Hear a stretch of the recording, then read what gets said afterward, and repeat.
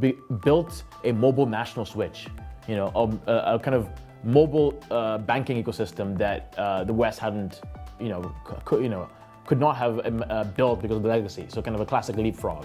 And because it was built on mobile SMS and USSD technology, it was able to reach huge populations on the ground. So instead of having a bank branch that you had to come in and get a checkbook and debit cards and credit cards, and which if you tried to do that strategy in Africa at the time, you would not get a big population or big segment. They happened to realize that mobile was the infrastructure that can reach the most people, and hence bank the most people with that. And so a farmer in the middle of Kenya doesn't need to come into a fancy branch in an urban area to get an account. All they need is a mobile phone and a SIM card and an ID, and they can start banking and transferring money. It's almost like a bank light, a sort of and it went from sort of 0 to 20 million users, which is like more than half the population of Kenya, I guess now. Infrastructure, is still really important, right?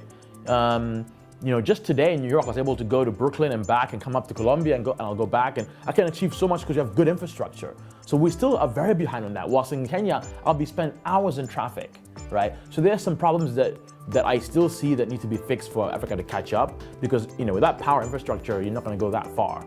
Of course, mobile money is helping alleviate those problems, and so it's something that's come about that's definitely more advanced in many ways in the US. But also in other ways, it's not very advanced because it hasn't got modern APIs, as we call them, right? Application Programming Interfaces. So it's not like a PayPal or a Google Maps where it kind of slides in an Uber very easily. And so there's still some bits where it's not that advanced. It's very accessible. I think that's the main thing. It's accessible to a lot of people. Another thing that I've actually started doing more and more is not looking necessarily to the West. It's looking the other way, looking to the East.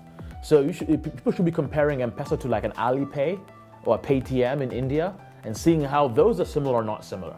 So I think those comparisons are actually probably more relevant, because they might give birth to the Alibaba, and I use that very, to give the illustration of Africa, not necessarily the Amazon of Africa.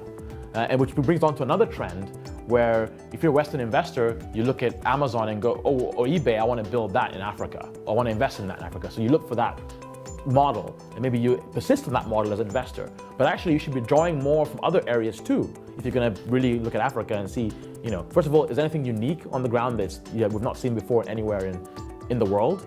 Or is it more like China or India or Latin America?